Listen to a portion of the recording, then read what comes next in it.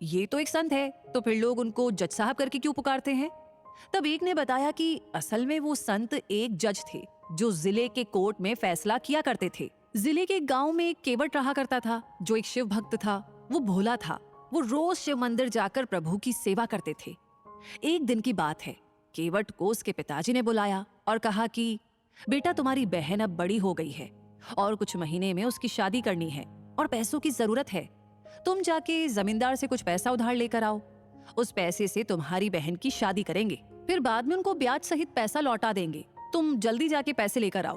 केवट फिर उस जमींदार के पास जाके कुछ पैसे उधार लेकर आया और वो पैसे पिताजी को दिए। कुछ महीने में केवट की बहन की शादी बड़ी धूमधाम से कराई। शादी के बाद केवट शहर गया। कुछ सालों में उसने खूब सारे पैसे कमाए।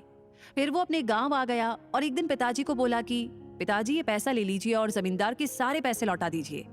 पिताजी बोले कि बेटा, तुम पैसे लौटा कर आ जाओ।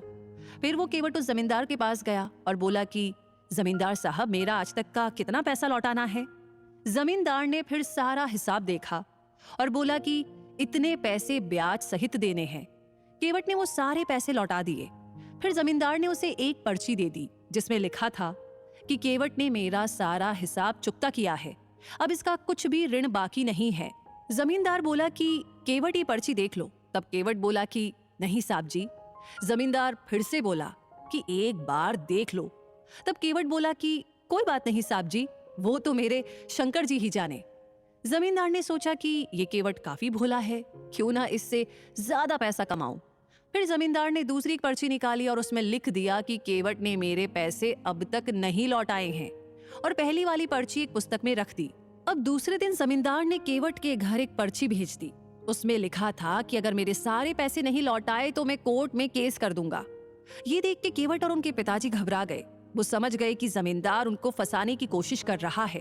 वो लोग अपनी जिद पर अड़े रहे कि उन्होंने सारा पैसा लौटा दिया है। कुछ दिन बाद उस जमींदार ने केवट के ऊपर जिले के कोर्ट में केस कर दिया। कुछ दिनों के बाद केवट को कोर्ट में से समन आ गया। अब तो केवट को कोर्ट में हाजिर होना ही था। वो दिन आ गया जब केवट को कोर्ट में हाजिर होना था। केवट पहले भोले शंकर जी के मंदिर गया और वहां से कोर्ट गया। कोर्ट में उसको जज साहब, जो कि आज संत है, उन्होंने पूछा कि केवट, तुमने जमींदार के पैसे क्यों नहीं लौटाए? तब केवट बोला कि जज साहब, मैंने सारे पैसे लौटा दिए हैं, ये जमींदार झूठ बोल रहा है। तब जज साहब बोले कि पैसे लौटाते समय तुम्हारे अलावा और भी कोई वहां पर मौजूद था? तब केवट बोला कि वो तो शंकर जी जाने। जज साहब बोले कि वहां पर शंकर नाम का कोई व्यक्ति मौजूद था क्या?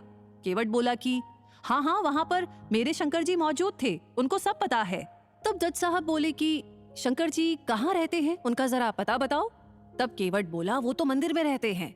जज साहब ने सोचा कि कोई पुजारी होगा जिसका नाम शंकर है।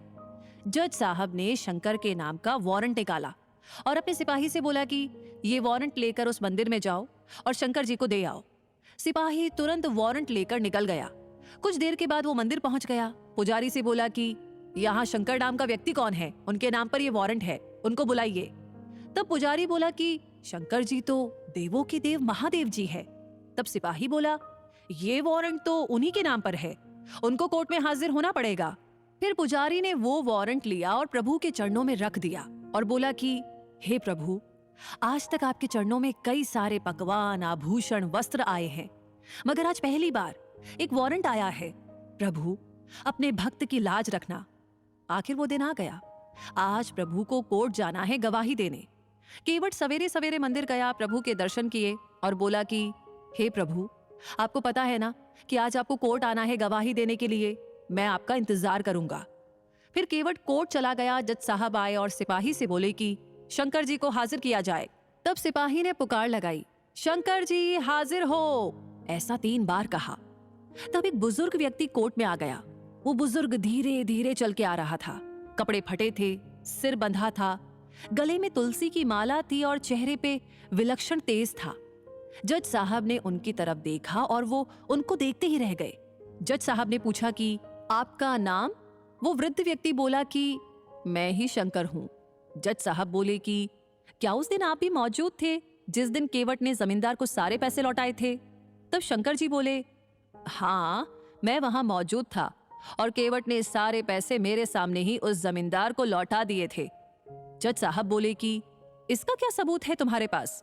तब शंकर जी बोले कि जमींदार जहां पर बैठते हैं ना, वहां दाई तरफ की अलमारी में एक लाल रंग की पुस्तक में वो असली वाली पर्ची रखी है। जज साहब ने तुरंत सिपाही को जमींदार के घर भेज दिया और उनको उसी अलमारी में वो पर्ची भी मिल गई। वो लोग वो पर्ची लेकर आए और जज साहब को दे दी। जज साहब को सारा किया समझ में आ गया। फिर वो केवट की तरफ मुड़े और बोले कि केवट, तुमने जमींदार के सारे पैसे लौटा दिए हैं, अब तुम घर पर जा सकते हो। फिर जज साहब शंकर जी की ओर मुड़े, देखा तो वहां पर शंकर जी नहीं थे। उन्होंने केवट से पूछा कि अरे ये शंकर जी कहाँ चले गए? तब केवट बोला कि जज साहब वो तो अपना काम करके चले गए। जज साहब ने पूछा कि केवट, ये शंकर जी करते क्या है? तब केवट बोला कि कुछ नहीं करते, ये तो मंदिर में बैठे रहते हैं, इनके बहुत सारे मंदिर है। ये सुनकर जज साहब अचरज में पड़ गए। उन्होंने उस सिपाही से पूछा कि तुम मुझे शंकर जी के घर ले चलो। फिर वो दोनों चल दिए।